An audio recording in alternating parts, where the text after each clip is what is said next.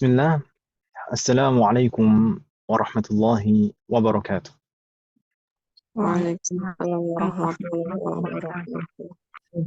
الحمد السلام. لله حمدا يوافي نعمه ويكافئ مزيده، والصلاة والسلام على نبينا محمد وعلى آله وأصحابه ومن تبعهم بإحسان إلى يوم الدين. أسأل الله أن يفقهنا في الدين، وأن يعلمنا بما ينفعنا، وأن ينفعنا بما علمنا، وأن يزيدنا علما نافعا وعملا صالحا إنه ولي ذلك والقادر عليه. وبعد. Alhamdulillah,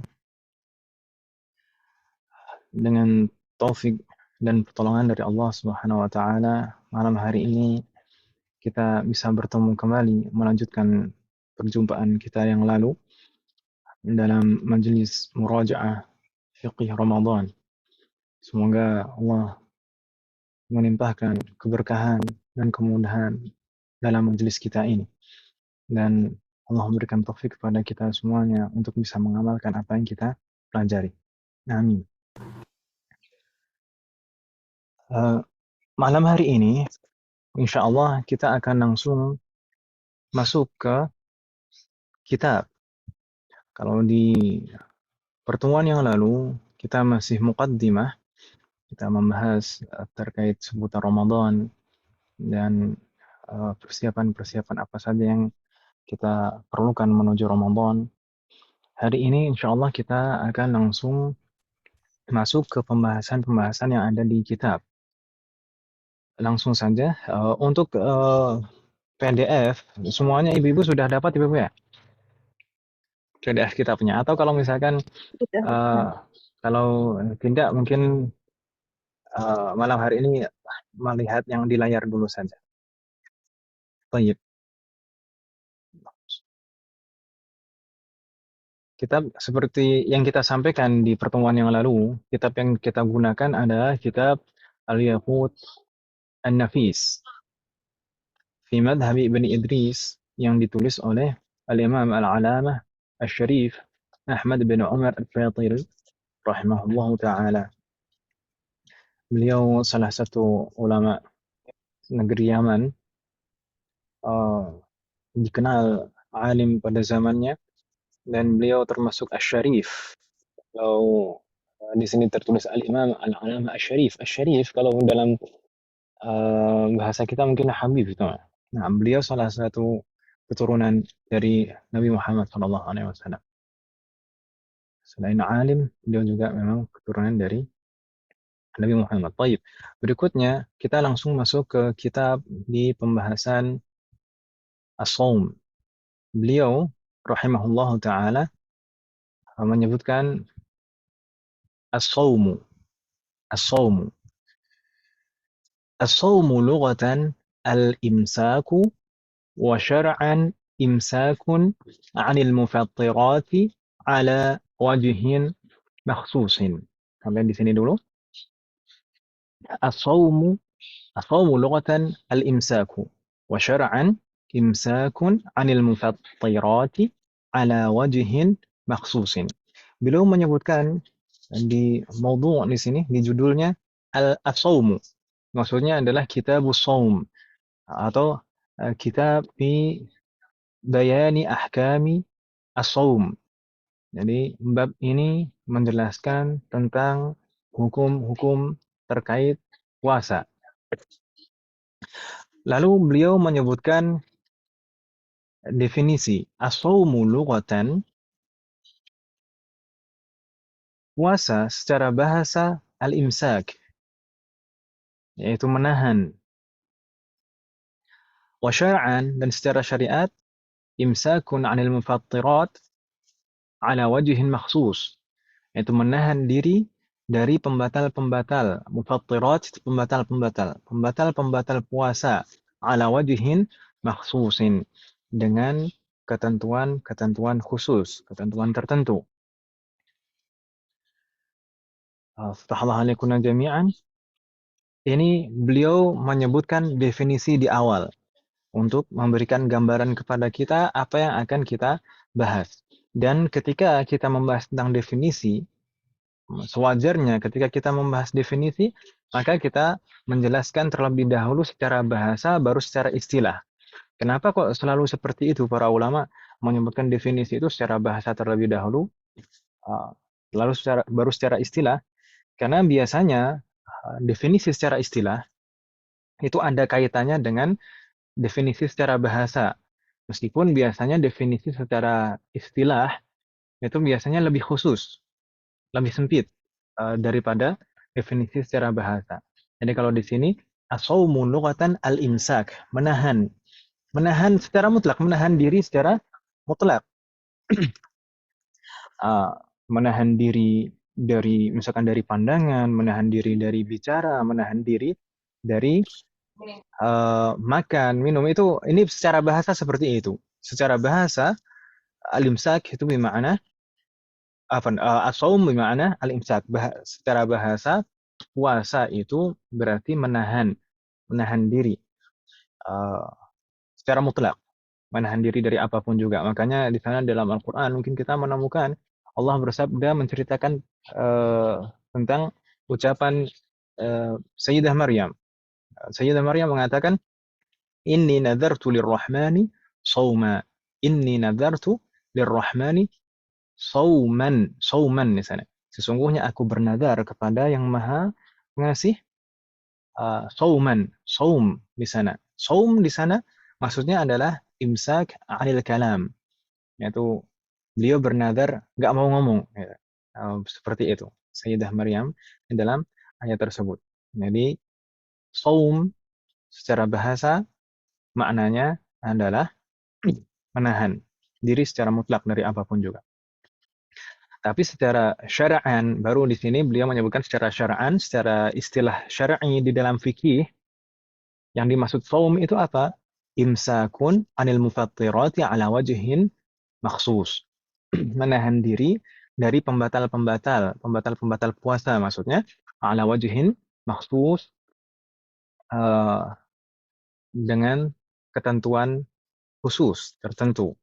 Di sini beliau menyebutkan imsakun. Imsakun di sini menahan, menahan atau meninggalkan, menahan atau meninggalkan.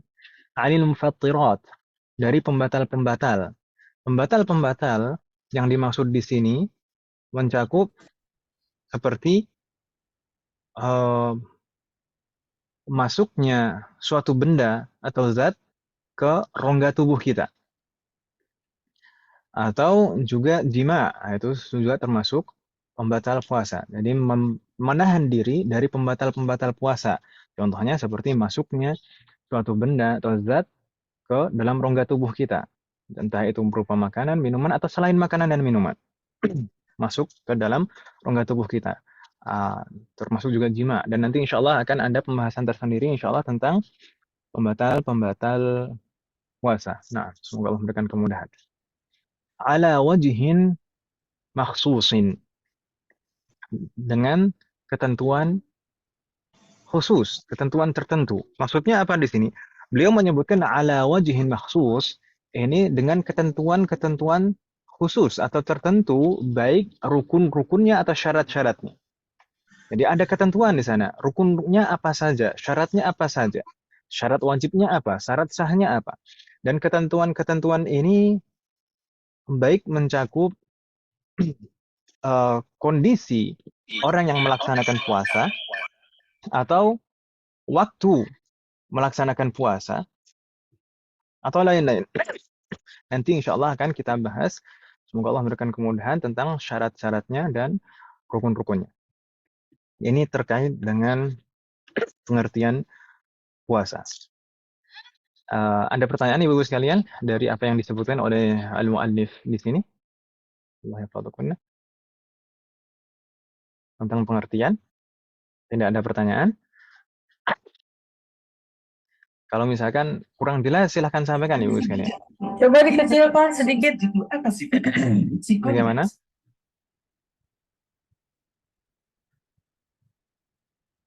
Bagaimana? Ada pertanyaan terkait pengertian puasa? Master. Belum, Masih? Ustaz. Baik, belum. In kana la yujad soal, fa nastamir. Umat sekalian, Gimana sih? puasa, puasa itu sebenarnya bukan syariat yang baru. Maksudnya apa? Puasa itu sebenarnya sudah disyariatkan kepada umat-umat sebelum kita. Ah, puasa itu sebenarnya adalah minasyara'i' al-qadimah, dari syariat-syariat terdahulu sebelum kita. Jadi sebelum kita itu sudah ada puasa. Umat-umat sebelum kita itu sudah ada puasa. Hanya saja, hanya saja tata cara yang kita kenal sekarang, tata cara yang kita ketahui sekarang, yaitu misalkan dimulai dari terbitnya fajar, diakhiri uh, pada saat terbenamnya matahari, itu tata cara yang khusus, khusus untuk umat Nabi Muhammad SAW. Karena dahulu puasa itu tata caranya tidak seperti itu. Ada mungkin puasa yang seperti, mungkin kalau kita tahu, mungkin orang Nasrani itu puasanya mungkin bisa 24 jam. Jadi tata caranya berbeda. Syariat terdahulu sudah disyariatkan puasa, tapi tata caranya berbeda. Sedangkan yang kita kenal tata cara saat ini khusus adalah syariat umat Nabi Muhammad SAW. Dan pertama kali Nabi Muhammad diperintahkan untuk berpuasa itu pada bulan Sya'ban pada tahun kedua Hijriyah. Di bulan Sya'ban tahun kedua Hijriyah. Jadi setelah hijrah baru diwajibkan untuk berpuasa untuk umat Islam. Setelah 2 tahun, jadi tahun kedua hijrah itu baru diwajibkan untuk puasa umat Islam. Sebelum-sebelumnya ketika di Mekah belum diwajibkan untuk puasa, belum turun syariat puasa. Tayyib. Dan beliau Shallallahu Alaihi Wasallam pada masa hidup beliau mengalami puasa sebanyak 9 kali. Rasulullah Shallallahu Alaihi Wasallam pada masa hidup beliau puasa Ramadan, maksudnya puasa Ramadan itu sebanyak 9 kali. 1 kali beliau puasa penuh 1 bulan, sedangkan sisanya 8 Ramadan sisanya itu beliau tidak penuh 1 bulan puasanya. Tidak penuh 1 bulan puasanya. Karena ada sebab-sebabnya. Dan mungkin di sana di antara hikmah, kebanyakan puasa Ramadan beliau tidak penuh 1 bulan, tidak sempurna 1 bulan.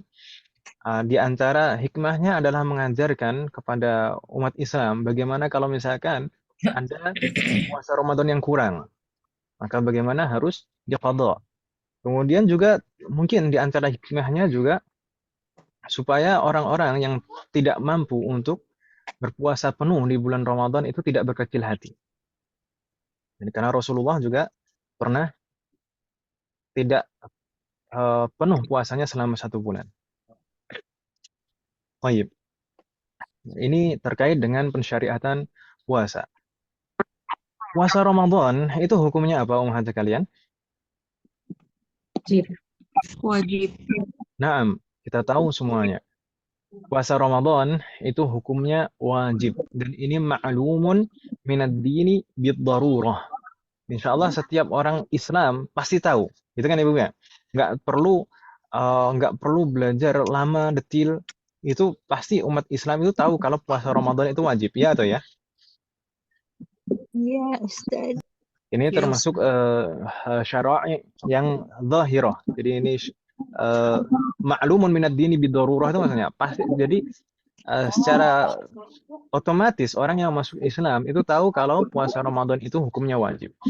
Dan kalau misalkan hukum puasa itu wajib dan ma'lum minad dini bid-darurah, konsekuensinya apa? Kalau misalkan orang mengingkari syariat puasa ini. Kalau misalkan orang mengingkari syariat puasa ini, misalkan dia meyakini bahwasanya puasa Ramadan itu nggak wajib, dia mengingkari bahwasanya puasa Ramadan itu wajib, misalkan, maka apa konsekuensinya kalau orang berkeyakinan seperti itu?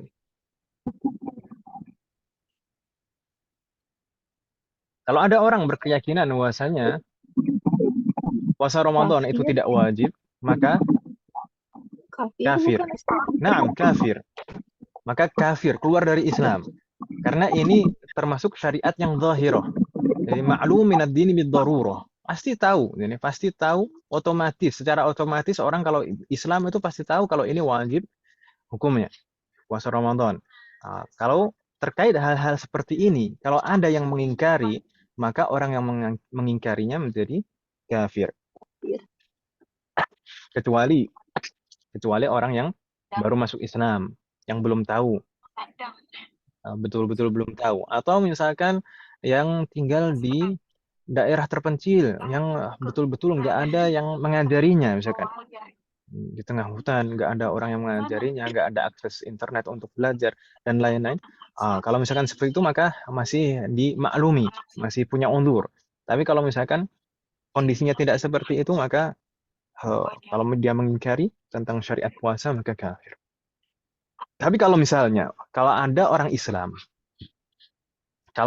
Islam, aslinya dia meyakini puasa Ramadan itu wajib, tapi nggak mau puasa. Maka bagaimana yang seperti itu? Fasik. Maka kalau seperti itu hendaknya bagi yang punya kekuasaan untuk mengurungnya dan tidak memberinya makan dan minum, supaya tergambar untuk orang ini melaksanakan puasa meskipun dengan paksaan itu, dan kalau misalkan tidak niat itu tidak sah, tapi mungkin dengan seperti itu dia akan tersadar dan dia berniat puasa. Dia harus dipaksa. Baik. Dan dalil dari wajibnya puasa Ramadan itu apa? Tidaknya dalil wajibnya puasa Ramadan itu ada dalil dari Al-Quran, ada dalil dari hadis, dan juga ijma'. Dalil yang pertama dari Al-Quran, mungkin kita sering mendengarnya, dalam surat Al-Baqarah Allah berfirman, Ya ayyuhalladzina amanu, kutiba alaikumus siyamu, kama kutiba alal ladzina min qablikum la'allakum tattaqun. Ya ayyuhalladzina amanu, wahai orang-orang yang beriman. Kutiba. Kutiba di sini maknanya furidho, diwajibkan. Diwajibkan atas kalian, diwajibkan kepada kalian as-siyam, puasa. Kama kutiba 'alal ladzina min qablikum, seperti diwajibkan atas orang-orang sebelum kalian. Di sini menunjukkan isyarat bahwasanya puasa itu tidak hanya umat kita yang diwajibkan, tapi umat-umat terdahulu juga diwajibkan untuk puasa. Hanya saja tata caranya berbeda. La'allakum tattaqun, agar kalian bertakwa.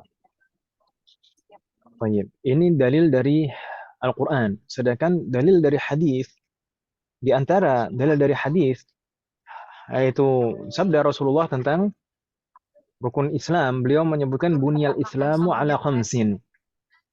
Islam itu dibangun di atas 5 hal. Itu rukun Islam. Bunyal Islamu ala khamsin. Syahadatu an la ilaha illallah wa anna Muhammadur Rasulullah wa iqamis shalah wa ita'iz zakah wa shaumi ramadhana. Yang keempat, beliau menyebutkan shaum Ramadan dan puasa Ramadan. Di antara rukun Islam, berarti wajib dikerjakan oleh setiap muslim, adalah shaum Ramadan, puasa Ramadan.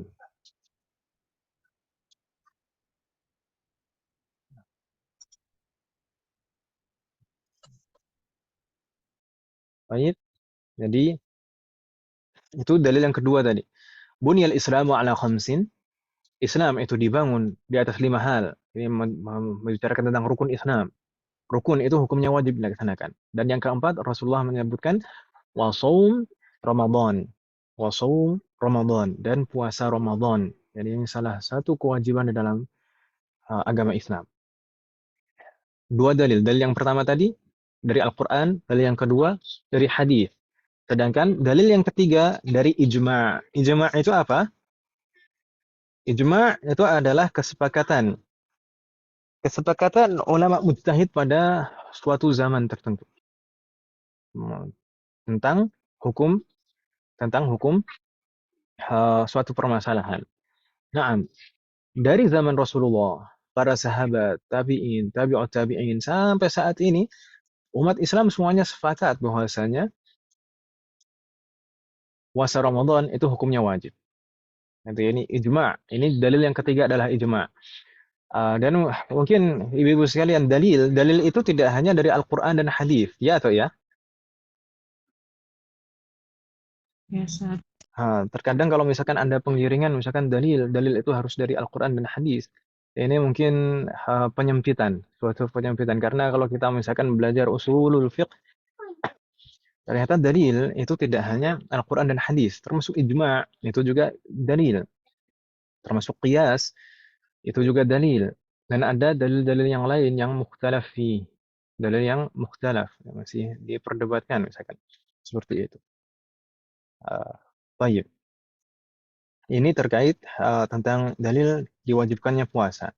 Berikutnya umat sekalian, mungkin kita sambil membaca di sana. Kemudian al-muallif rahimahullah, nulis yang semoga dirahmati Allah, beliau melanjutkan setelah beliau menjelaskan pengertian puasa, beliau melanjutkan syurutu wujubis shaumi. Syurutu wujubis shaumi. Syurutu wujubis shaumi khamsatun. Al-islamu wat taklifu. Dua. Kemudian yang ketiga al-itaqatu was-sihhatu wal-iqamatu. Kita baca satu persatu dan kita terjemahkan. Syurutu wujubis shaum. Syarat wajibnya puasa. Baik, syurut itu jamak dari syartun. Syartun dalam bahasa kita juga syarat artinya. Syarat wajib puasa. Syarat wajib puasa itu ada 5. Syurutu wujubi shaumi khamsatun. Syarat wajib puasa ada 5. Yang pertama al-Islam. Islam. Kemudian at-taklif. At-taklif itu maksudnya apa? At-taklif itu seseorang dibebani syariat. Ini nanti akan kita jelaskan insyaallah maksudnya apa. Dan syarat yang ketiga al-itaqatu. Mampu melaksanakan puasa. Nanti juga insyaallah kita jelaskan. Kemudian syarat yang keempat as-sihhatu dan yang kelima al-iqamatu. Al-iqamah itu maksudnya tidak sedang dalam perjalanan. Jadi menetap dalam suatu tempat. Kalau as-sihhah sehat dalam bahasa kita, biar sama. Baik. Beliau menyebutkan syurutu wujubis shaum. Syarat. Ada syarat, ada rukun. Apa bedanya syarat dan rukun, mohon sekalian?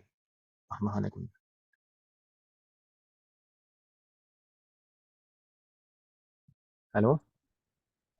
Apa bedanya syarat dan Syarat rukun? itu siapa saja yang harus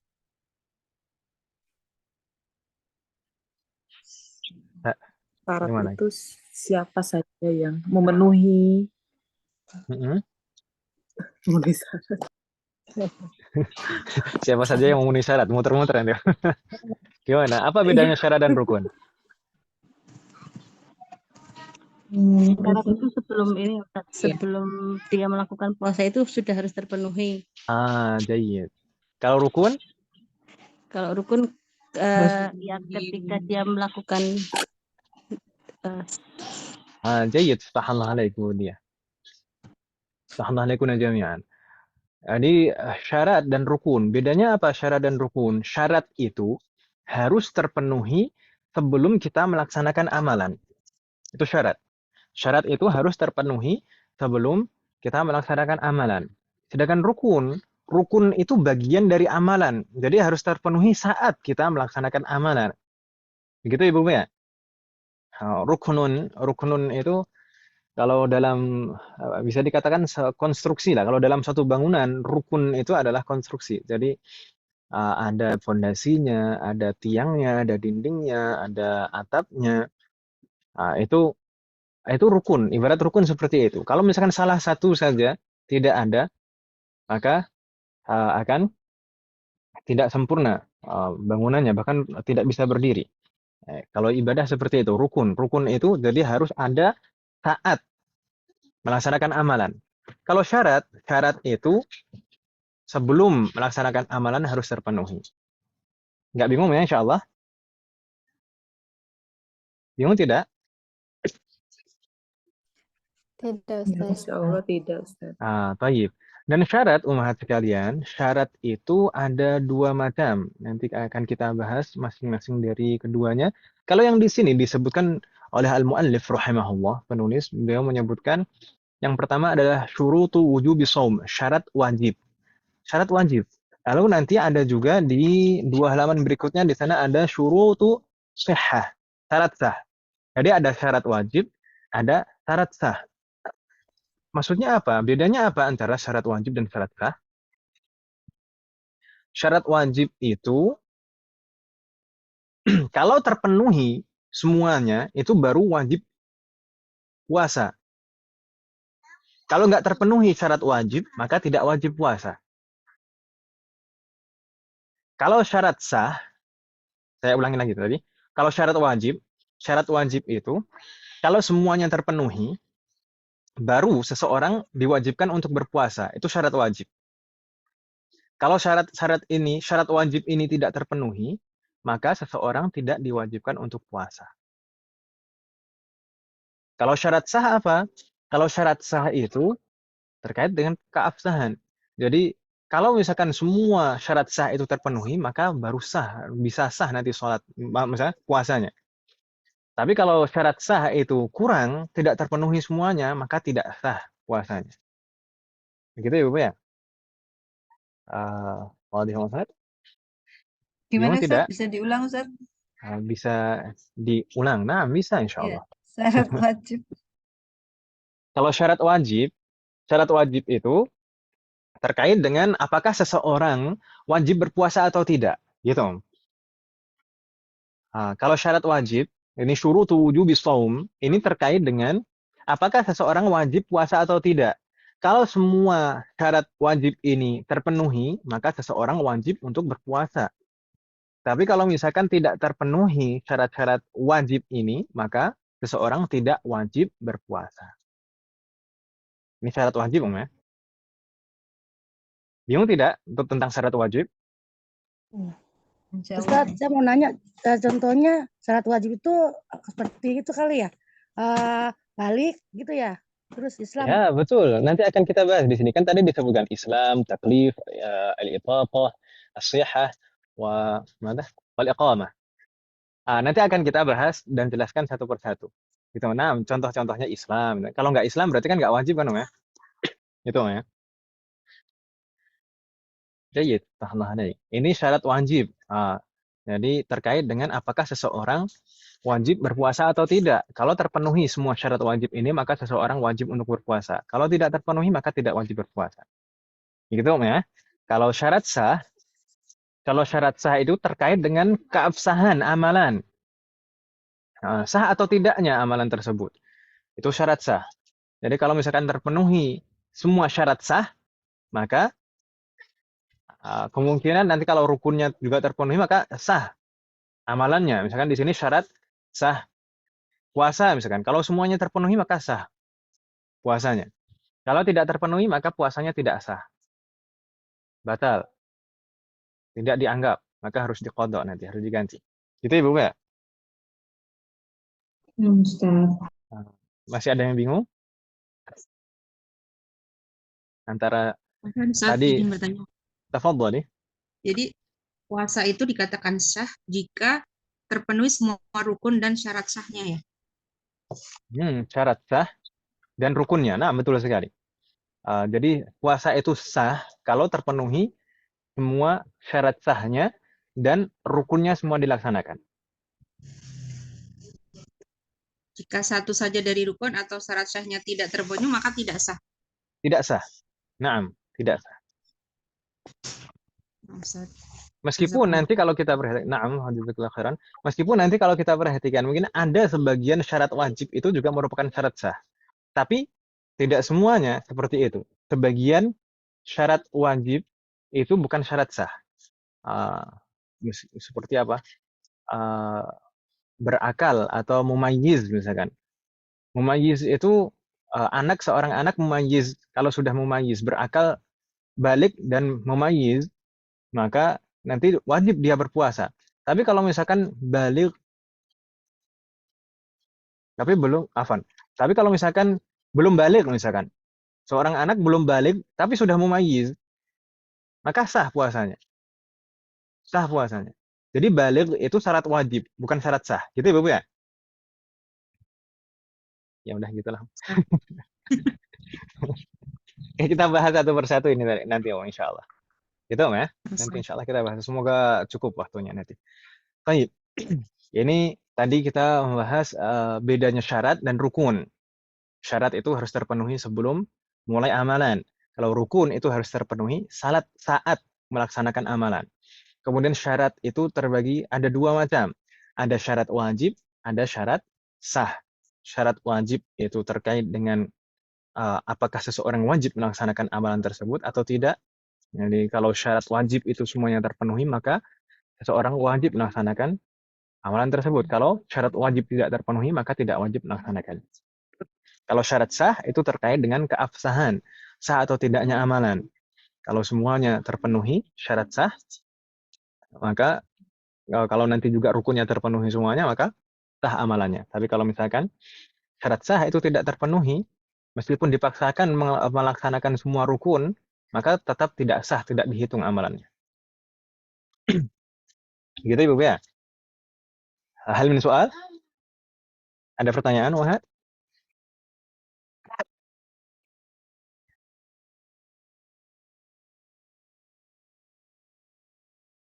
La yujad? Tidak ada pertanyaan? Baik. Maafi ya Astamir. Ustaz. Maafi. Berikutnya Wahad sekalian, di sana beliau menyebutkan syurutu wujubi shaumi khamsatun. Syarat wajib puasa itu ada 5. Gitu kan, ya? Tapi beliau memberikan catatan kaki di sana. Jadi yang memberikan catatan kaki ini penulis sendiri, rahimahullah. Syatiri. Di sana kalau kita perhatikan di sana catatan kaki yang pertama di sana as-shaum, kemudian di sana ada catatan kaki yang pertama beliau menyebutkan shaumu Ramadan. Jadi yang dimaksud di sini wujubu as-shaum, syarat wajibnya puasa di sini adalah puasa Ramadan, bukan puasa yang lain. Gitu Ibu ya?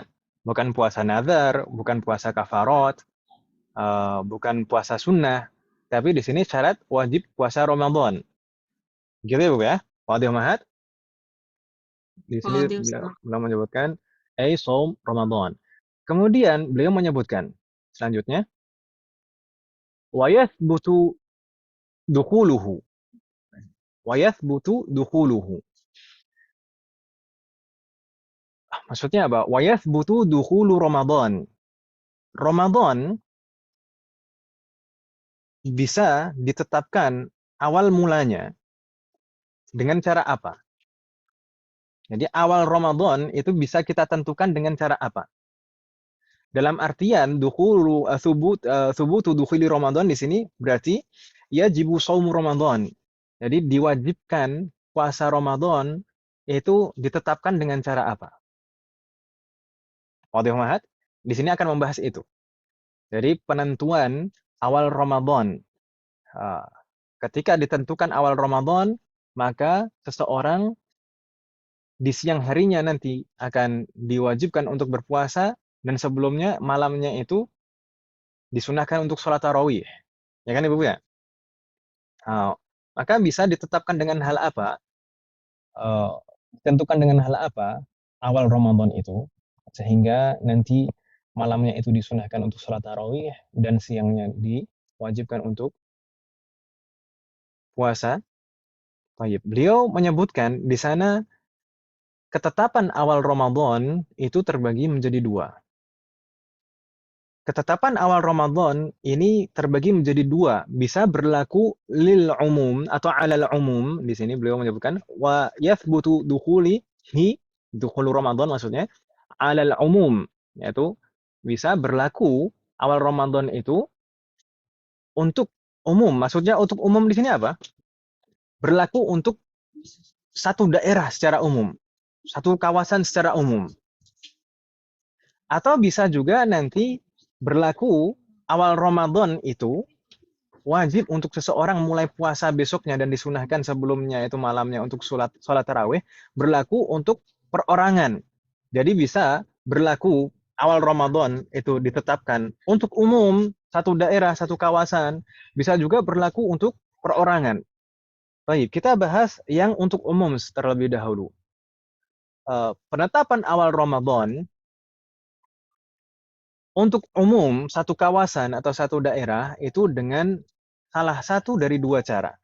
Salah satu dari dua cara. Beliau menyebutkan bi ahadi amroini, salah satu dari dua hal. Yang pertama apa? Istikmalu Sya'ban 30 yauman. Dengan menggenapkan bulan Sya'ban menjadi 30 hari. Ini cara yang pertama untuk menetapkan awal Ramadan secara umum untuk satu daerah atau kawasan. Yang pertama dengan istikmalu Sya'ban 30 yauman, mengenapkan bulan Sya'ban menjadi 30 hari. Atau cara yang kedua, wa tubutuhu 'inda hakimin bi ru'yati 'adlin al-hilala au ilmihi in bayyana mustanadahu. Maksudnya apa? Ini cara yang kedua untuk menetapkan awal Ramadan secara umum, satu daerah atau kawasan. Cara yang kedua apa? Ditetapkan dengan ru'yah. Tadi yang pertama tadi dengan menggenapkan jumlah bulan Sya'ban 30 hari. Dan cara yang kedua dengan ru'yah. Ru'yah itu apa Ibu sekalian? Melihat. Ru'yah itu melihat. Apa yang dilihat? Hilal. Hilal ya, maka hilal maksudnya hilal apa Om? Bulan baru. Hilal itu bulan baru. Naam. Jadi bulan itu ada istilahnya hilal, ada istilahnya badr. Mungkin kita mengenal bulan itu qamar, ya kan Ibu ya? Qamar itu secara umum. Kalau badr itu kalau bulat penuh, bulan purnama itu disebut badr. Kalau hilal itu apa? Bulan sabit. Jadi awal bulan itu kalau ketika masih garis gitu saja, itu disebut hilal. Bukan hilal gajian, ya. Sudah nampak ini hilal ya. Ayo. Nah, jadi cara kedua untuk menetapkan awal Ramadan untuk umum satu kawasan, satu daerah itu dengan ru'yatu adlin. Tapi yang ru'yah ini harus yang bisa diterima persaksiannya. Di sana ru'yatu adlin. Subutuhu 'indal hakim bi ru'yati adlin. Adlin itu maksudnya adalah adlu syahadah. Jadi yang persaksiannya bisa diterima, yaitu orang yang baligh, aqil, hur, wa dzakar.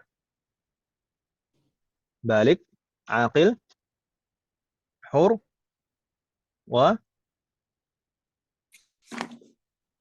dzakar. Tapi kalau di sini sebenarnya kalau Ramadan itu dari walau imra'atan aw sabiyan aw fasiqan aw kafiran, itu bisa diterima persaksiannya kalau terkait dengan Ramadan. Jadi yang penting ada satu persaksian, ada satu saksi. Adlin di sini satu. Ada satu saksi yang bersaksi bahwasannya dia melihat hilal. Baik itu yang bersaksi adalah laki-laki atau perempuan atau anak kecil atau bahkan orang yang fasik sekalipun. Gitu Ibu ya. Kalau satu orang ini bersaksi bahwasanya dia menyaksikan hilal dan dia bersaksi ini dengan lafaz saya bersaksi gitu ya. Bersaksi di depan siapa? Inda hakim, di sini disebutkan thubutuhu inda hakim. Jadi bersaksi di hadapan qadhi, hakim. Atau mungkin kalau di negara kita orang yang berwenang. Misalkan kita Pak Presiden memberikan kewenangan penetapan awal bulan Ramadan itu kepada Kemenak, gitu kan Ibu ya? Berarti di sana yang mewakili qadhi, Kemenak itu mewakili qadhi.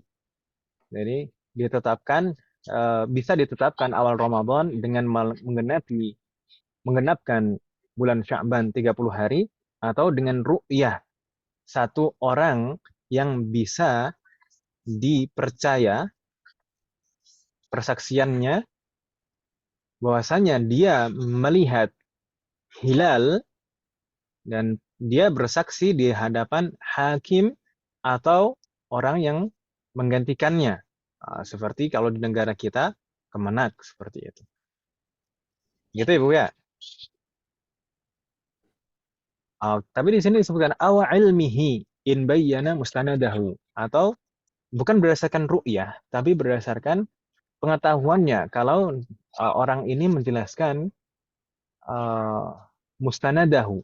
Jadi landasannya apa? Landasannya apa? Dia mengetahui itu dari mana, bagaimana gitu. Baik, tapi intinya dua cara ini bisa ditentukan awal Ramadan untuk umum satu kawasan atau satu daerah.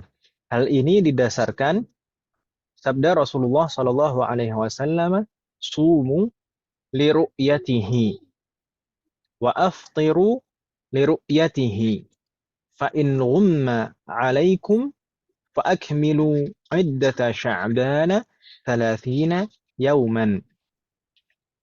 Sumu liru'yatihi wa aftiru liru'yatihi.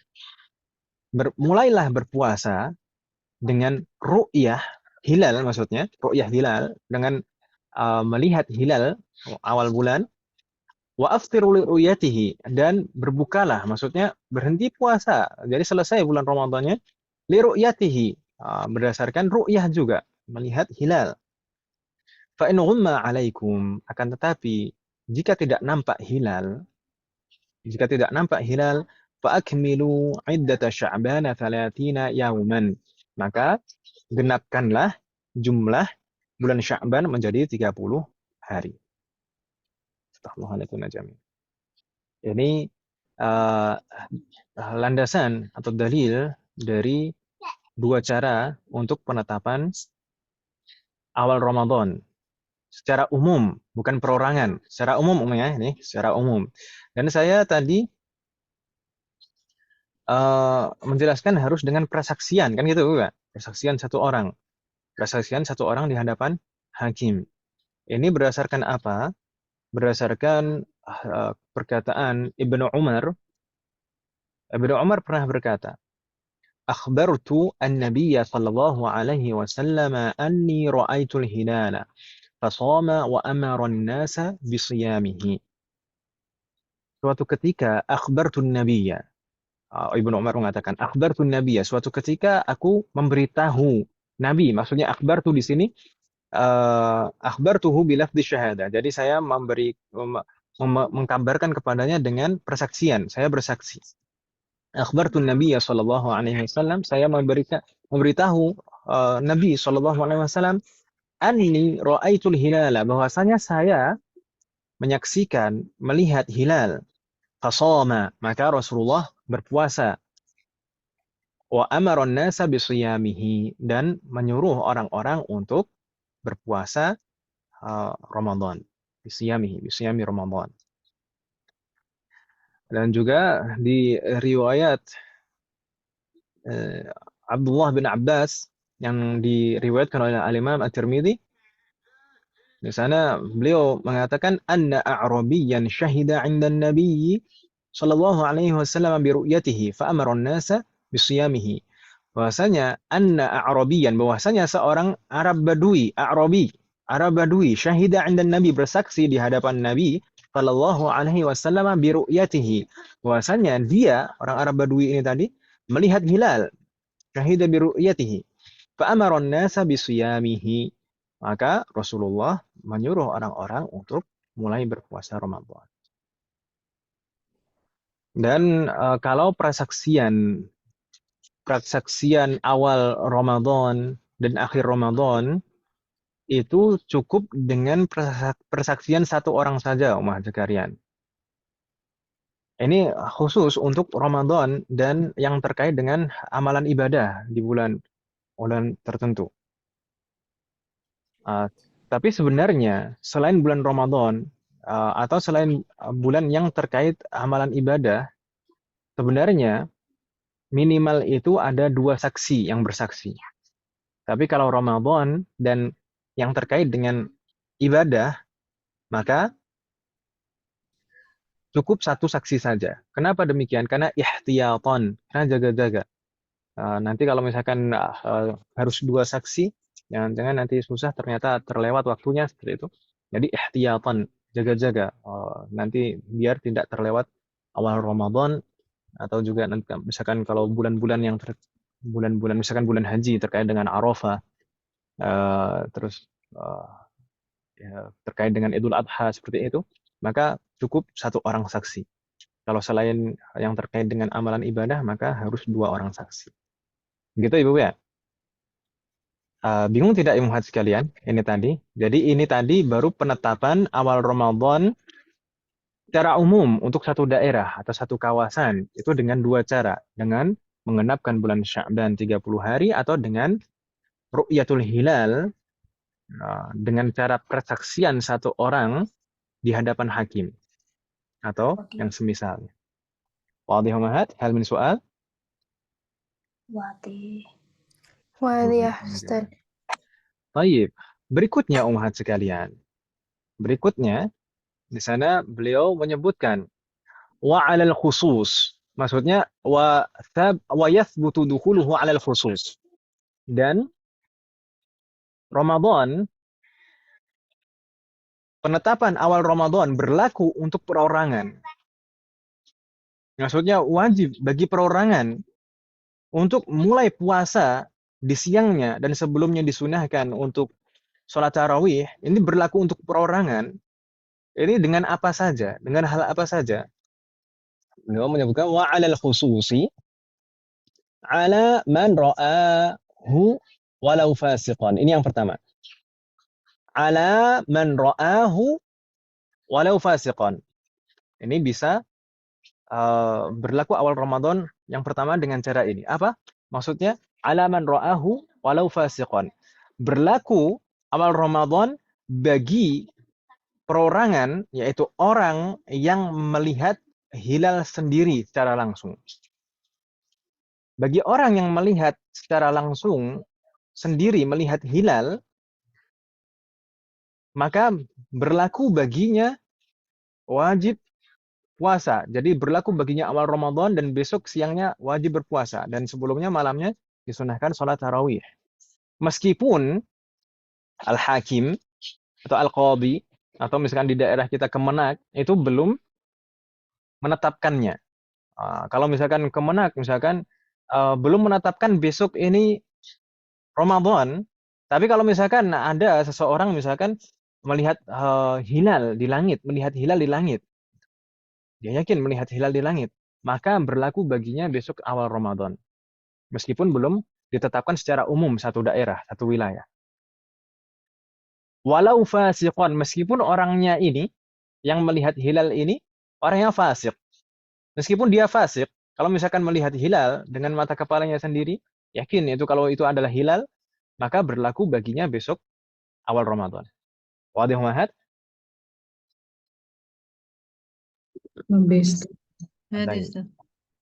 Berikutnya, yang kedua, ini cara yang pertama. Jadi di sini banyak sekali, Om. Kalau ibu-ibu sekalian mau coret-coret di sana, ada dikasih nomor misalkan, ada 9, Om. Berlaku untuk khusus, untuk perorangan.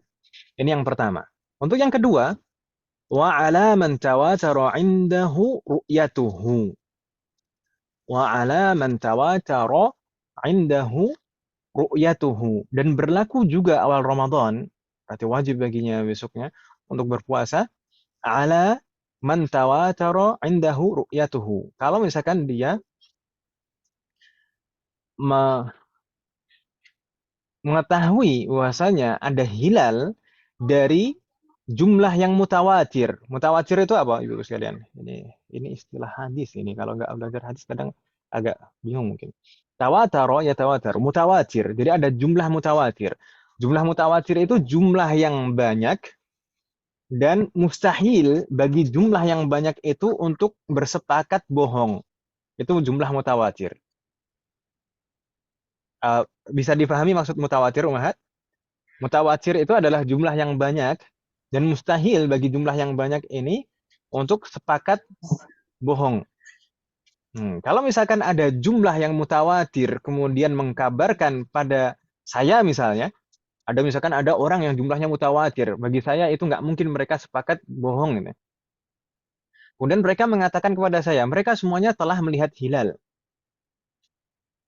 Maka kalau saya itu menganggap itu mutawatir, maka wajib bagi saya untuk mulai puasa besok. Bingung tidak umat sekalian? Ala man tawatara 'indahu ru'yatuhu. Kalau misalkan ada jumlah yang mutawatir banyak dan tidak mungkin dari jumlah ini itu mereka bersepakat untuk bohong. Kemudian mereka ini semuanya ini mengatakan kepada saya misalkan kalau mereka melihat hilal, maka itu berlaku bagi saya yang dikasih tahu ini tadi oleh jumlah yang mutawatir itu tadi untuk berpuasa besok. Itu berlaku awal Ramadan untuk perorangan. Meskipun misalkan Kemenak belum menetapkan besok awal Ramadan. Tapi kalau ada jumlah yang mutawatir memberitahukan kepada kita bahwasanya mereka melihat hilal, maka berlaku bagi kita awal Ramadan. Wadih Muhammad? Boleh nanya nggak, Ustaz? Nah, Ustaz, itu kan bukan sering ya, semisal terjadi di Indonesia tuh sering kita yang awam gitu bingung gitu ya, Ustaz. Mungkin memang beritanya cuma dari berita, nggak langsung diberitakan ke kita. Misalnya ada kabar kalau, oh di sana udah lihat hilal gitu, di berita atau apa gitu. Tapi pemerintah tetap menentukan belum mulai besoknya. Itu gimana, Ustaz? Kita sebagai awam, Ustaz? Kalau kita sebagai orang awam, kalau misalkan di sana ada beberapa, ada 1 atau 2 yang mengatakan di sana sudah nampak hilal. Sebenarnya keputusan tetap kalau secara umum itu keputusan untuk hakim atau kemenak gitu kan, namanya. Iya, Ustaz. Keputusan pada kemenak untuk menetapkan awal Ramadan untuk secara keseluruhan. Tapi kalau misalkan untuk kita perorangan itu nggak berlaku, karena kalau yang berlaku di sini apa? Mutawatir pertama di sini. Mungkin nanti akan kita baca lagi. Au thubutuhu fi mahalli mutafawwid. Kecuali kalau nanti akan kita baca insyaallah memang betul-betul kita yakin dia ini betul gitu. Kalau misalkan kita betul-betul yakin orang yang melihat ini betul-betul melihat misalkan, maka nggak masalah kita ikut puasa. Berlaku bagi kita puasa awal Ramadan. Tapi kalau misalkan kita nggak yakin dengan persaksian itu, maka kita ikuti kemenak saja, itu lebih mudah. Gitu kan, Mas? Ustaz mau nanya Ustaz mengenai cara melihat hilal ruqyah itu kan pemerintah kan kadang-kadang ada pakai alat tuh ya Ustaz ya. Kayak gitu. Ya kalau orang buta sendiri nggak pakai alat, bagaimana caranya melihatnya ya? Sebenarnya alat-alat modern itu cukup membantu. Meskipun sebenarnya dahulu itu orang-orang itu melihat hilal itu tanpa alat. Tapi mungkin karena kondisi juga, maka kita dituntut dengan alat. Karena mungkin kondisi alam kita itu sudah berbeda dengan dulu. Kemudian sekarang itu sudah banyak lampu, jadi hilal itu tidak terlalu kelihatan gitu. Tapi kalau orang dulu itu tanpa menggunakan alat itu bisa melihatnya. Bahkan sekarang pun ada juga yang masih mengaku seperti itu. Misalkan di daerahnya tertentu itu masih bisa mampu melihat hilal tanpa alat. Jadi dengan mata kepala telanjang seperti itu. Jadi tanpa alat sama sekali, dengan mata kepala itu bisa melihat hilal. Jadi di sana mungkin sudah terbiasa dan mempelajarinya. Kemudian nanti hilal itu kalau bulan ini di sebelah mana, kemudian seperti apa hilalnya. Itu sudah mempelajari, seperti itu bisa, Om. Tapi kalau misalkan kita sebagai orang awam memang nggak tahu ya sudah. jangan memaksakan untuk mencari-cari ya. Itu takalluf namanya. Yes. Jadi ini tadi berlaku untuk perorangan. Kalau misalkan betul-betul melihat sendiri, itu hilal, yakin kalau itu hilal. Kalau nggak yakin ya jangan. Karena ada juga cerita Yes. cerita seorang sahabat yang sudah tua, kan? Cerita seorang sahabat yang sudah tua. Jadi sahabat-sahabat itu sudah banyak yang meninggal, tapi beliau masih hidup dan sudah tua. Beliau mengatakan melihat hilal, gitu. Melihat hilal, yakin, udah betul-betul yakin melihat hilal. Tapi orang-orang itu nggak ada yang melihatnya, sama sekali nggak ada yang melihatnya. Tapi beliau tetap ngeyel, betul-betul yakin melihat hilal. Terus akhirnya apa? Kemudian dilihat, dideketin beliau, ternyata di depan mata beliau itu ada uban, ya. Ada uban. Terus kemudian disingkap ubannya, masih kelihatan nggak hilalnya? Nggak kelihatan katanya. Mengkilat ya, Ustaz. Jadi jadi jangan dipaksakan juga kalau misalkan itu nggak yakin gitu, ya. Oh iya, kalau misalkan ada jumlah orang secara mutawatir itu yang banyak dan tidak mungkin bagi mereka ini sepakat untuk berbohong, dan mereka ini memberitahu kita kalau sudah ada hilal, maka wajib bagi kita untuk memulai Ramadan. Jadi malamnya sunnah tarawih dan besoknya wajib puasa. Ini cara yang kedua. Kemudian cara yang ketiga, au thubutuhu fi mahallin muttafiqin matla'uhu ma'a matla'i mahallihi. Ya, ulangi lagi. Au thubutuhu fi mahallin muttafiqin matla'uhu ma'a matla'i mahallihi. Maksudnya apa? Atau awal Ramadan itu sudah ditetapkan di daerah lain misalnya, di daerah lain atau di negara lain yang waktunya sama dengan daerah kita. Nah, muttafiq itu sama. Matla'uhu, matla' di sini maksudnya pembagian waktu. Jadi kalau misalkan kita di daerah kita misalnya sama waktunya dengan Malaysia, ini misal. Maka kalau misalkan di sana sudah ditetapkan dan kita tahu cara perorangan umumnya nih, bukan secara umum. Cara perorangan kita tahu di sana sudah ditetapkan awal Ramadan. Maka berlaku bagi kita awal Ramadan. Berlaku bagi kita awal Ramadan. Sunnah malamnya untuk sholat tarawih dan besok puasa Ramadan. Kalau kita tahu di waktu yang sama dengan daerah kita itu sudah ditetapkan awal Ramadan. Ini berlaku untuk khusus, untuk perorangan. Meskipun misalkan pemerintah kita belum menetapkan awal Ramadan, tapi kalau ada daerah yang sama dengan daerah kita, waktunya sudah menetapkan awal Ramadan, itu berlaku untuk perorangan, bukan untuk semuanya. Jadi pemerintah meskipun belum menetapkan, tapi berlaku untuk perorangan yang tahu kalau di sana sudah awal Ramadan, maka wajib bagi kita mengikuti. Wadih Muhammad? Waduh, Ustaz. Baik. Ini cara yang keberapa ini tadi Muhammad? 3. Salah. Ini yang ketiga. Baik. Yang ketiga. Kemudian berikutnya, وعلى من أخبره موثوق به أنه رآه أو ثبت في محل متفق مطلعه مع مطلع محله وإن لم إن لم يعتقد خطأه. Panjang. Ini yang keempat. Berlaku awal Ramadan, wajib baginya puasa besoknya dan disunahkan sholat tarawih di malamnya.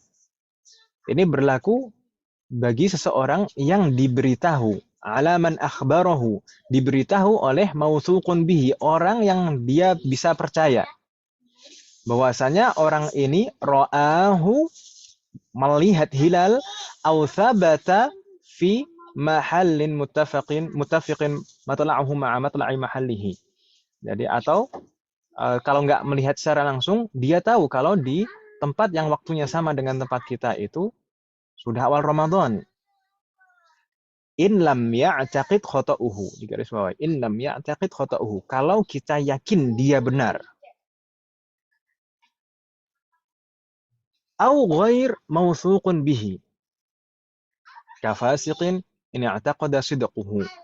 Atau orang yang meskipun fasik itu aslinya tidak diterima persaksiannya. Tapi kalau misalkan in ni'taqada sidquhu, kalau misalkan kita yakin dia tidak bohong, orang yang memberitahu kita ini, kita percaya kepadanya, dia tidak bohong, kemudian dia mengatakan dia melihat hilal, atau dia tahu bahwasanya telah ditetapkan awal Ramadan di tempat yang sama waktunya dengan kita, maka wajib bagi kita mengikuti apa yang diberitahukan kepada kita. Bingung tidak, Om? Enggak, Ustaz. Iya. Iya. Iya atau enggak? Saya dari nomor 3 kurang ngerti sebetulnya. Yang nomor tiga tadi itu kalau di tempat lain yang waktunya sama dengan kita, pembagian waktunya Om ya, pembagian waktunya sama dengan kita. Misalkan di sini jam 9, di sana juga jam 9. Di sini jam 8, di sana juga jam 8. Waktunya sama dengan kita. Meskipun beda negara, kalau misalkan waktunya sama, kalau misalkan di sana sudah ditetapkan awal Ramadan, maka kalau kita tahu di sana sudah ditetapkan awal Ramadan, maka berlaku bagi kita awal Ramadan juga. Wajib bagi kita mengikutinya. Itu nomor 3 tadi. Bingung tidak, Bu Anita? Iya, Ustaz, sudah. Sedangkan yang nomor 4, ini kalau ada satu orang yang memberitahu kepada kita. Sedangkan kita yakin dia tidak bohong. Memberitahu apa? Memberitahu kalau dia melihat hilal, atau memberitahu kalau dia tahu di tempat lain yang waktunya sama dengan waktu kita itu telah ditetapkan awal Ramadan, maka wajib bagi kita untuk mengikutinya. Walaupun fasik ya. Meskipun orangnya fasik. Tapi kalau kita yakin dia nggak bohong, maka wajib diikuti. Tapi kalau misalkan yakin dia bohong, tuh ya jangan diikuti, berarti nggak wajib bagi kita. Atau ragu, kan? Maka nggak wajib kita mengikutinya. Jadi di sini kalau ada orang yang bisa kita percaya dan yakin dia tidak bohong, gitu Om ya? Ustaz,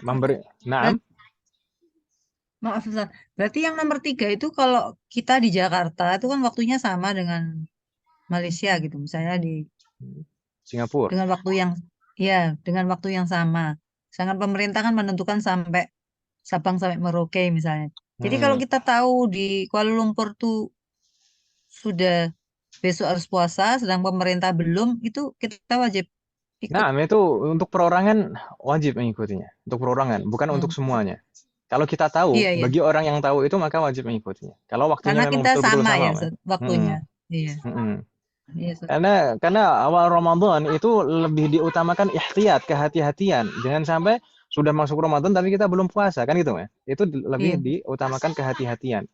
Bahkan kalau misalkan ternyata salah, kan, maka nggak masalah. Misalkan kita salah, ternyata di sana itu menetapkan lebih dulu, maka tetap mendapatkan pahala puasa sunnah, gitu ya. Iya. Baik. Selanjutnya ini tadi sebenarnya ini yang keempat, kemudian awwairu mawthuqin kafasikin in i'taqada sidquhu, ini yang kelima sebenarnya. Ini kalau ada yang memberitahu yang bisa dipercaya, itu yang keempat. Atau yang memberitahu itu nggak bisa dipercaya tapi kita yakin dia benar. Maksudnya nggak bisa dipercaya itu orang fasik maksudnya. Orang fasik kemudian tapi kita yakin dia nggak bohong. Itu yang kelima, yang kelima. Kemudian yang keenam, wa ala man arafahu bihisabihi au tanjimihi. Ini yang mungkin yang agak relevan dengan zaman kita. Dan berlaku juga awal Ramadan, berarti wajib baginya besok itu untuk puasa Ramadan, dan disunahkan sebelumnya malamnya itu sholat tarawih. Berlaku seperti itu bagi siapa? Ala man arafahu, bagi siapa yang mengetahui awal Ramadan bihisabihi au tanjimihi, dengan hisabnya, perhitungannya, atau tanjim. Tanjim itu dari kata najmun. Tanjim itu apa? Kalau dalam bahasa kita apa? Ilmu perbintangan itu apa? Meteorologi. Bukan ahli nujum. Astronomi. Iya, Astronomi. astrologi. Bukan astronomi. Kalau astrologi Astronomi. itu lain. Ya gitulah, Mas.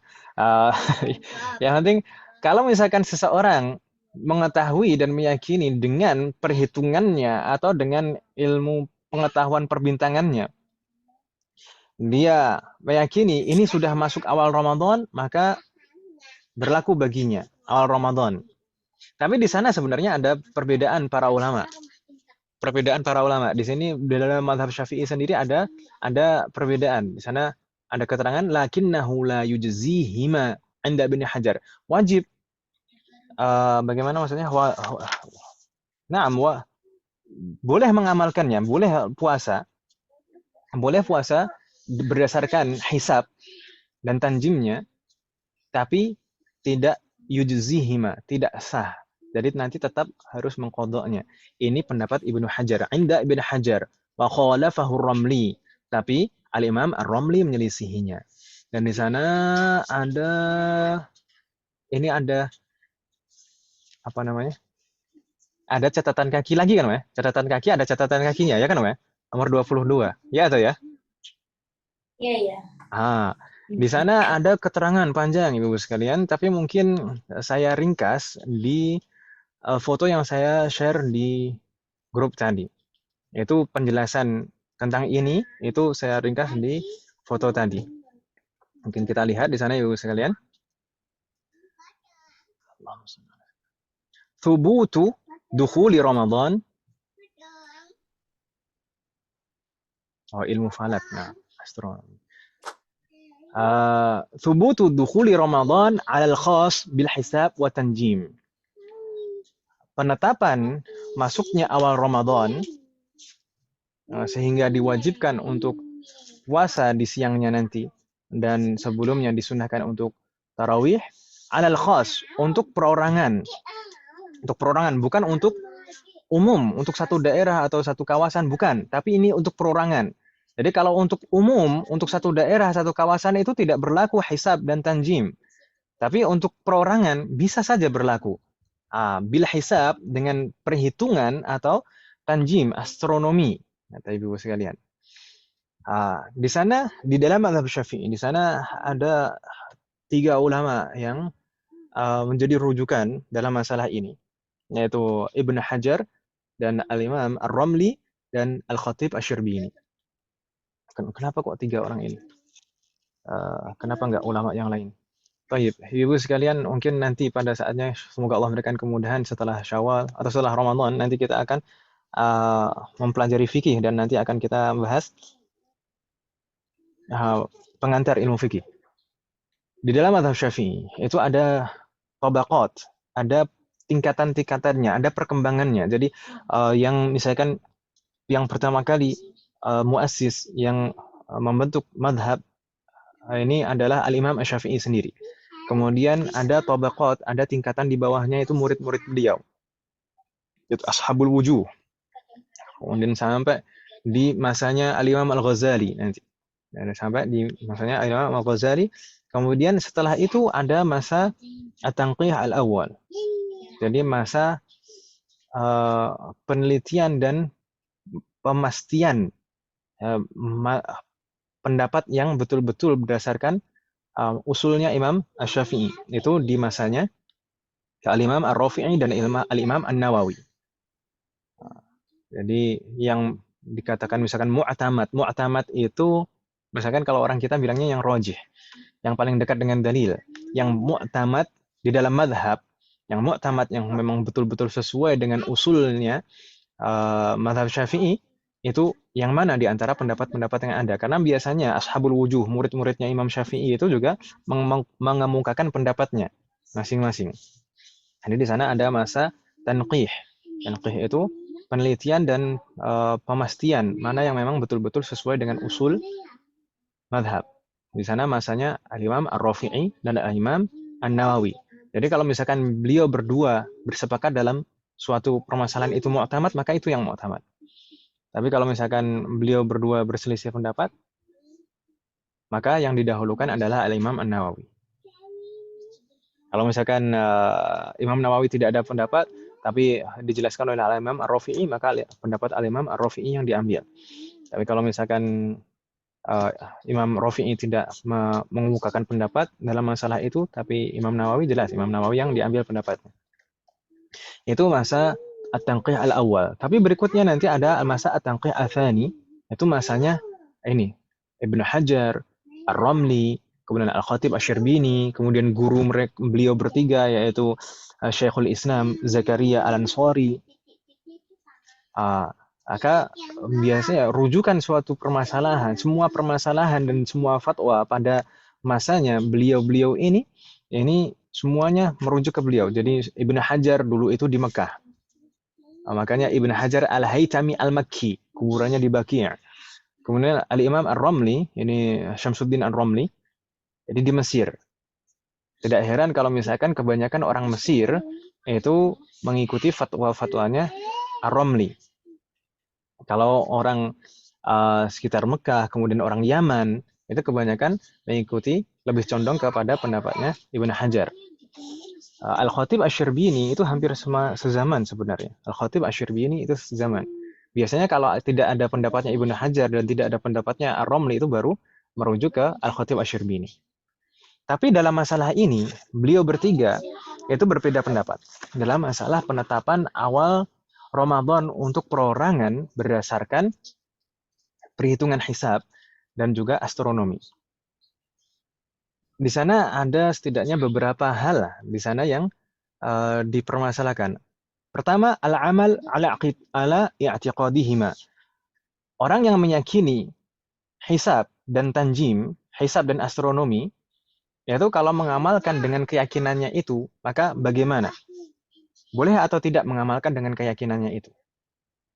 Kemudian yang kedua, taqliduhuma fi dzalik. Sedangkan orang lain boleh atau tidak mengikutinya? Taklid kepada orang ahli hisab dan ahli tanjim ini tadi boleh tidak orang lain untuk mengikuti keduanya?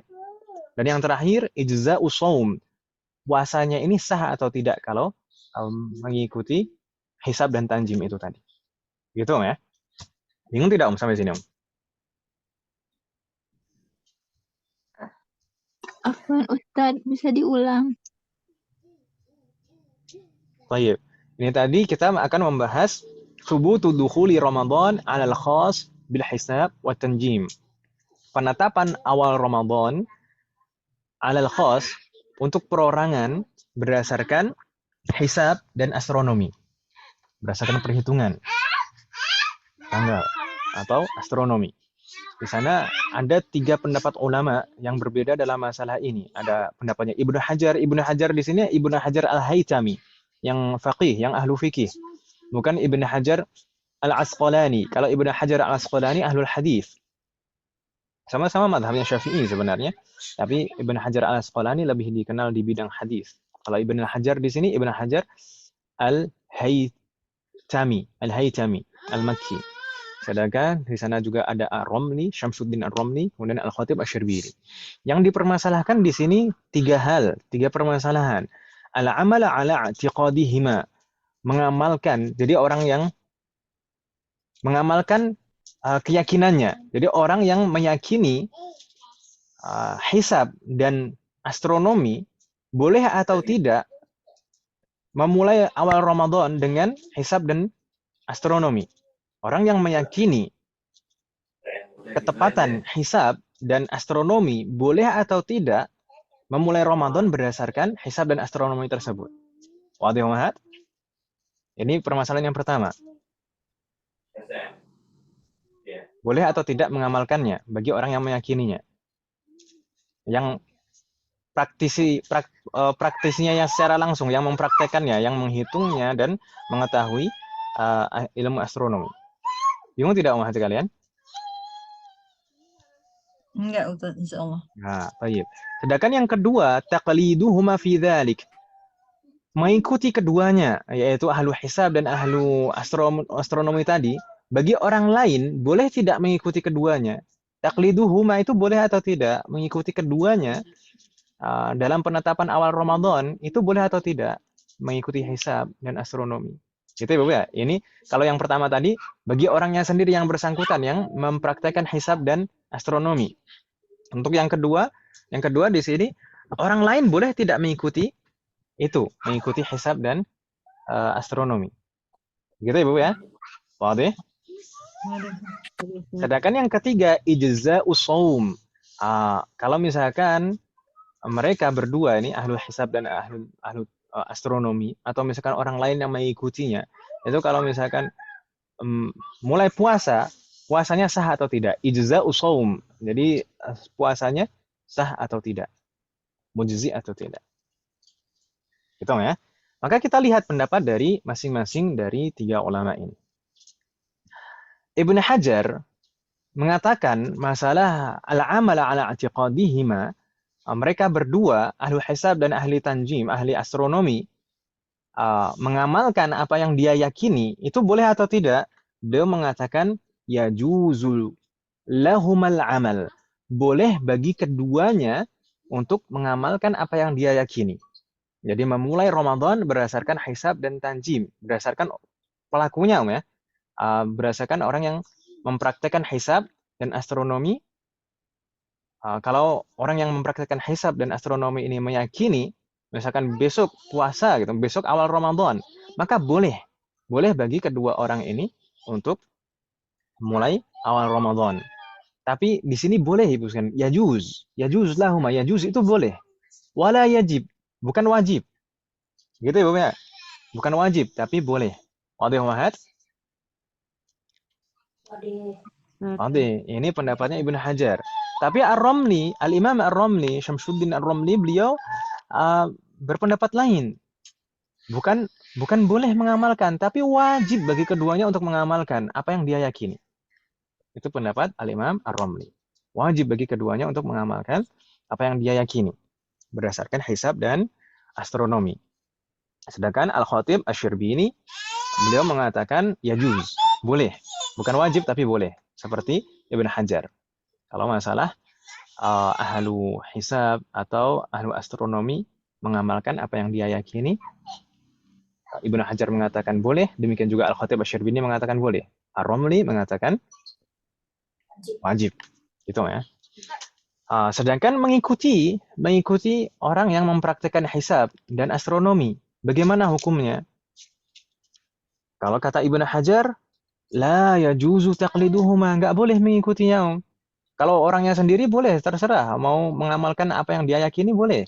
Tapi orang lain mengikutinya enggak boleh kalau kata Ibnu Hajar. Gitu ya, la yajuzu taqliduhuma. Tapi kata Ar-Ramli apa? Yajibu taqliduhuma ala man dhanna sidqahuma. Wajib mengikuti keduanya. Kalau kita mengira atau menyangka bahwasanya dia betul-betul benar dengan perhitungannya. Kalau kita yakin dia benar dengan perhitungannya, maka wajib bagi kita yang meyakini tersebut untuk mengikuti hisab dan tanjim. Begitu ya, Bu ya? Jadi wajib bagi Al-Imam Ar-Ramli. Sedangkan Al-Khatib Asy-Syirbini tidak ada pendapat dalam masalah ini. Bagi orang lain untuk mengikutinya bagaimana, tidak ada pendapat dari beliau, belum ditemukan dari manuskrip yang beliau tulis. Sedangkan masalah ijza'us shaum, sah atau tidaknya shaum, jadi nanti cukup puasanya dengan itu, dengan hisab dan tanjim itu, atau tidak sah sehingga wajib tetap nanti diqadha misalkan seperti itu, atau tidak mendapatkan pahala. Nah, itu bagaimana tentang keabsahannya? Maka la yujzi'us shaumu. La yujzi'us shaumu 'inda Ibnu Hajar. Puasanya enggak sah bagi Ibnu Hajar. Enggak sah puasanya. Sedangkan menurut Al-Imam Ar-Ramli yujzi'us shaum. Puasanya sah. Jadi Al-Imam Ar-Ramli tadi nampaknya kecondongannya bagi orang yang meyakini hisab dan astronomi, maka wajib mengamalkannya, orang lain juga boleh mengikutinya, dan sah puasanya, gitu kan, ya? Sedangkan Al-Khatib Asy-Syirbini mengatakan puasanya juga sah, puasanya sah. Yang mengatakan puasanya nggak sah hanya Ibnu Hajar saja. Dan guru kami, Syekh Dr. Labib Najib Al-Adani hafizahullah, beliau mengatakan, yanbaghil yawma an yakuna qaulur ramli huwal mu'tamad. Yanbaghil yawma, hendaknya pada zaman kita sekarang pendapat Al-Imam Ar-Ramli ini menjadi pendapat yang mu'tamad, yang menjadi landasan, yang rajih. Kenapa? Sekarang hisab dan astronomi itu sudah mengalami perkembangan yang signifikan, tidak seperti dulu. Jadi sudah semakin berkembang dan peralatan juga semakin lengkap, ya kan Ibu ya? Jadi kesalahan meleset dalam hisab dan astronomi itu sangat minim saat ini. Maka kalau misalnya kita mengikuti pendapatnya Ar-Ramli itu nggak masalah. Jadi kalau misalkan orang yang meyakini mempraktekkan hisab dan tanjim itu maka wajib baginya untuk mengamalkannya. Jadi memulai awal Ramadan dengan hisab dan tanjim. Kalau orang lain mau mengikuti, ikuti juga. Gitu ya. Kalau kita yakin itu benar hisab dan tanjimnya dan astronominya. Dan puasanya juga sah. Wadih umahat, ini ringkasan dari catatan kaki yang paling bawah. Nomor 22. Insya Allah bisa dipahami ya? Iya, Ustaz. Baik, alaikum jami'an. Kemudian di sana yang keberapa ini? Yang ketujuh. Wa ala man i'taqada sidqahuma mimman akhbarahu. Dan juga berlaku, ini sebenarnya sudah kita bahas tadi. Jadi berlaku juga untuk orang yang mau mengikuti ahli hisab dan ahli astronomi tadi. Kalau misalkan yakin mereka berdua ini tidak bohong, maka juga berlaku awal Ramadan. Gitu ya. Kemudian yang kedelapan, wa ala man ra'a al-alamat ad-dala ala thubutihi kasama al-madafi' wat-tubul wa mimma yahsulu lahu min i'tiqad jazim ala thubutihi. Berlaku juga awal Ramadan untuk perorangan kalau orang tersebut melihat atau mendengar tanda-tanda awal Ramadan yang lumrah, yang biasa terjadi. Mungkin di beberapa daerah tertentu biasanya itu ada suara khusus untuk menandakan awal bulan Qamariyah. Ada hilal, itu ada suara-suara tertentu. Di sini suara madafi', tubul itu jamak dari tabel. Tabel itu seperti gendang. Kalau misalnya ada gendang ditabuh, menandakan awal. Kebiasaan-kebiasaan, mungkin di sebagian daerah ada kebiasaan-kebiasaan tertentu yang menandakan awal Ramadan, maka itu berlaku untuk perorangan awal Ramadan. Dan yang terakhir di sana wa 'ala man dhanna dukhuluhu bil ijtihad. Dan juga berlaku awal Ramadan bagi yang meyakini masuknya Ramadan dengan ijtihad, dengan perkiraan bagi di sini fi haqqi nahwi mahbusin jahila waqtahu, bagi orang yang dipenjara dan tidak bisa melihat matahari dan bulan, atau orang yang semisalnya yang misalkan terjebak di suatu ruangan di sumur misalkan nggak bisa lihat matahari dan bulan, kemudian dia memperkirakan harusnya ini sudah masuk Ramadan. Kalau misalkan dia beristihad dengan dia yakin dengan istihadnya itu dia masuk Ramadan, maka berlaku bagi dia awal Ramadan. Gitu ya, Bapak ya? Iya, Ustaz. Ini beberapa hal yang terkait dengan penetapan awal Ramadan. Jadi penetapan awal Ramadan itu bisa berlaku untuk umum, satu kawasan, satu daerah, yaitu harus dengan 2 cara saja, tidak boleh dengan yang lain, yaitu dengan menggenapkan Sya'ban jadi 30 hari atau dengan ru'yah, persaksian di hadapan hakim. Kemudian untuk yang berlaku juga penetapan awal Ramadan secara khusus itu maksudnya perorangan itu dengan salah satu dari 9 cara yang kita sebutkan tadi. Hal min soal umahat, ada pertanyaan? Sudah malam ternyata Om ya. Ustaz. Assalamualaikum. Apa boleh dibacakan secara ringkas Ustaz? Sepertinya terlewat Satu poin. Baik, yang pertama di sana man ra'ahu walau kana fasiqan, berlaku bagi orang yang melihatnya secara langsung, melihat sendiri secara langsung meskipun orangnya ini fasik. Berlaku juga bagi ala man tawatara 'indahu ru'yatuhu. Kalau ada orang yang jumlahnya mutawatir, memberitahukan kepadanya bahwasanya itu sudah masuk awal Ramadan, sudah melihat hilal, maka berlaku baginya awal Ramadan. Kemudian yang ketiga, subutuhu fi mahallin muttafiqin matli'uhu ma'a matla'i mahallihi. Jadi, kalau ada di daerah lain yang bagian waktunya sama dengan daerah kita, dan di sana sudah ditetapkan awal Ramadan, maka berlaku juga untuk kita, perorangan. Kemudian yang keempat, ala man akhbarahu mawthuqun bihi. Kalau ada orang yang bisa dipercaya memberitahukan kepada kita, orang yang bisa dipercaya di sini bukan orang fasik. Bukan orang fasik, kemudian memberitahu kepada kita bahwasanya dia melihat hilal atau dia tahu bahwasanya di daerah lain yang waktunya sama dengan daerah kita sudah masuk Ramadan, maka berlaku bagi kita awal Ramadan. Sedangkan yang kelima, atau ada orang lain yang mengkabarkan au ghairu mawthuqin, atau orang lain mengkabarkan sedangkan orang ini persaksiannya tidak diterima, misalkan fasik, tapi kita yakin dia betul, kita yakin dia tidak berbohong, maka berlaku bagi kita awal Ramadan. Jadi nomor 4 dan nomor 5 hampir sama. Bedanya nomor 4 dan nomor 5, kalau nomor 4 tadi itu yang memberitahukan kepada kita orang yang bisa diterima persaksiannya, bukan fasik.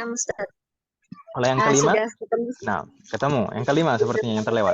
Jazakallahu khairan. Nah, kemudian Nur Hayati bertanya, apa yang menyebabkan ada pendapat bahwa dalil hanya dari Al-Quran dan hadis, dan bagaimana kedudukan kelompok-kelompok yang meyakini dan menerapkan itu? Waduh, jangan gitu. Ini menghukumi orang ini pertanyaannya. Baik, begini mohon sekalian, orang belajar itu biasanya itu melalui tahapan-tahapan. Para ulama itu mengatakan ketika seseorang belajar itu pasti akan melewati 3 pintu atau 3 tahapan. Ketika memasuki pintu yang pertama atau tahap yang pertama, dia akan merasa sombong. Ketika memasuki pintu yang kedua atau tahapan yang kedua, maka dia akan merasa tawadhu, rendah hati. Ketika memasuki pintu yang ketiga, tahapan yang ketiga, dia akan sadar saat itu bahwasanya selama ini dia tidak tahu apa-apa. Nah, biasanya seperti itu Ibu sekalian. Ya, kalau misalkan baru belajar itu biasanya wajar sombong. Kenapa sombong? Karena merasa paling benar sendiri. Apa yang dia tahu itu merasa paling benar. Dan selain yang dia tahu itu pasti salah, dia berkeyakinan seperti itu, bahkan sesat gitu ya, pasti salah, bisa jadi sesat juga. Biasanya awal-awal belajar seperti itu. Tapi ketika semakin belajar, terus belajar, semakin banyak yang dipelajari, memasuki tahapan kedua, akan semakin tawadhu, akan semakin rendah hati. Kenapa? Dia akan sadar bahwasanya pendapat yang dia pegang selama ini itu belum tentu selamanya benar. Dan bisa jadi salah. Dan pendapat orang lain yang tidak sama dengan kita selama ini, itu bisa jadi benar. Tidak selamanya salah, bisa jadi benar. Makanya orang kalau misalkan semakin belajar itu semakin tawadhu. Semakin menghargai pendapat orang lain. Ilmu itu luas. Kemudian semakin belajar lagi memasuki tahapan ketiga, dia akan sadar selama ini itu tidak tahu apa-apa. Sangat sedikit yang ditahu. Ya. Mungkin kita misalkan seperti ini, kita sudah bertahun-tahun berpuasa, sejak kecil berpuasa, sebelum-sebelumnya sudah belajar fikih Ramadan, fikih puasa, tapi mungkin ada beberapa hal baru yang baru kita ketahui, mungkin gitu kan. Jadi ilmu itu sangat luas. Bisa jadi orang yang misalkan meyakini dalil itu hanya terbatas Al-Quran dan hadis, itu bisa jadi memang belum tahu atau salah paham. Kalau di dalam fikih itu dalil itu banyak. Nah, di sana ada dalil yang utama, ada Al-Quran, ada hadis, ada ijma, ada qiyas, bahkan ada juga mungkin ada yang misalkan qaulus sahabi, ya, ada madhab yang mengatakan perkataan sahabat itu juga bisa dijadikan dalil. Kemudian ada juga misalkan istishabul hal, jadi mengembalikan hukum asal. Kemudian ada juga istihsan, ada maslahah mursalah, itu dalam madhab Maliki ada maslahah mursalah itu menimbang kemaslahatan. Kemudian terkadang juga kita menemukan sebagian ulama itu berdalil dengan istiqra. Istiqra itu riset, hasil riset. Seperti apa? Misalkan Imam Syafi'i itu mengatakan misalkan masa haid. Masa haid itu paling singkat lahdzah. Kalau misalkan paling kebanyakan wanita haid itu 7 hari, paling banyak 15 hari, misalkan seperti itu ya. Nifas juga demikian, paling singkat itu lahdzah, bisa sampai 40 hari atau 60 hari. Seperti itu. Itu berdasarkan apa beliau mengatakan seperti itu? Kalau kita mencari dalil dalam Al-Quran dan hadis tidak ada, tapi beliau berdasarkan riset seperti itu. Mengatakan itu berdasarkan riset. Terkadang hasil riset itu lebih meyakinkan, karena dalil Al-Quran dan hadis itu ada macam-macam tingkatannya, Ibu sekalian. Ada yang qat'i, ada yang dhanni. Qat'i itu hanya bisa difahami satu saja, dari satu sisi saja. Nggak ada kemungkinan yang lain. Tapi kebanyakan dalil dalam Al-Quran dan hadis itu sifatnya dhanni. Dhanni itu bisa kemungkinan demikian, bisa juga kemungkinan demikian. Makanya terkadang para ulama itu berbeda pendapat, tapi dalilnya sama. Misalkan ada yang berpendapat sholat jamaah bagi laki-laki itu wajib di masjid. Tapi ada juga yang mengatakan sholat jamaah bagi laki-laki itu tidak wajib, tapi misalkan fardu kifayah seperti itu, atau sunnah muakkadah seperti itu. Ada yang mengatakan seperti itu. Dalilnya apa? Dalilnya sama ternyata. Dalilnya sama apa? Rasulullah hendak membakar rumah seseorang yang tidak mau berangkat jamaah ke masjid. Yang mengatakan itu wajib, Rasulullah mau membakarnya. Menunjukkan itu betul-betul hal yang ditekankan. Tapi para ulama yang mengatakan itu tidak wajib mengatakan, Rasulullah kan baru mau membakarnya saja, tapi nggak jadi bakar. Gitu. Tapi ala kulli hal, semuanya ulama bersepakat kalau jamaah sholat di masjid itu lebih afdal daripada sholat sendiri dan daripada sholat di rumah. Gitu ya, Bapak ya? Dan mungkin juga misalkan yang memahami bahwasanya dalil itu hanya Al-Quran dan hadis, ini salah paham penempatan, Om. Ini kita dalam fikih. Kalau dalam fikih itu dalil itu seperti beberapa yang kita sebutkan tadi. Tapi kalau misalkan dalam akidah, dalil yang bisa digunakan dalam konteks akidah itu hanya Al-Quran, hadis, dan ijma' para sahabat. Ijma' itu pun ijma'nya para sahabat, bukan setelah-setelahnya.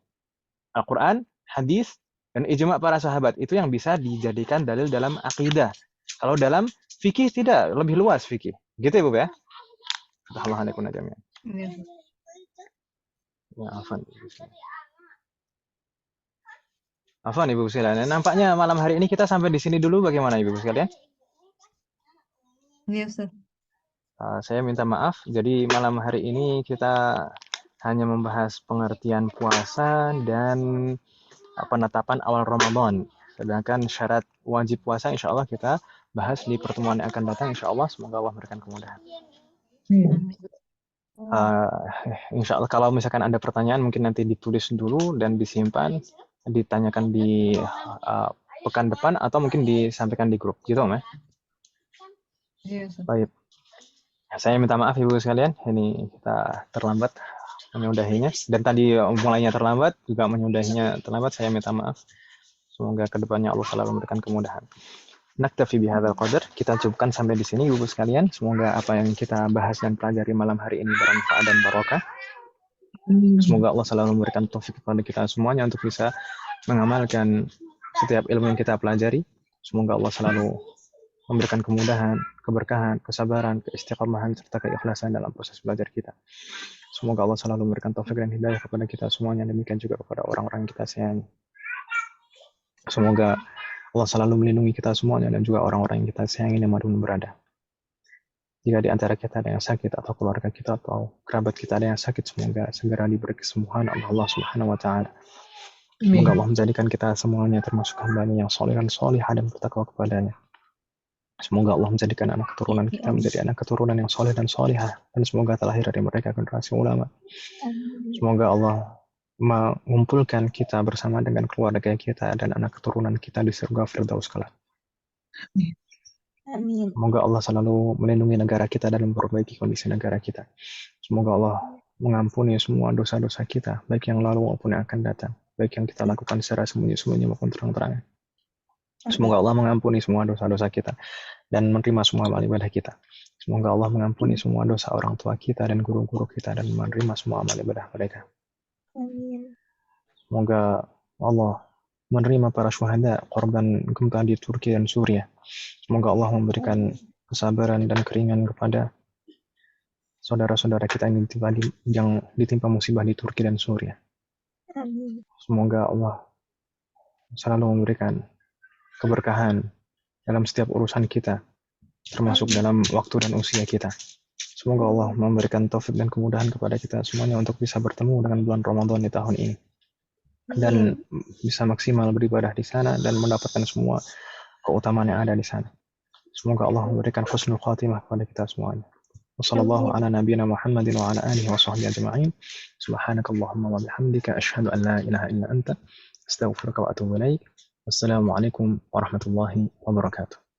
Waalaikumsalam warahmatullahi wabarakatuh. Jazakallah khairan. Jazakallah khair, Ustaz. Jazakallah khair Ustaz. Barakallahu fiik. Wassalamualaikum warahmatullahi wabarakatuh.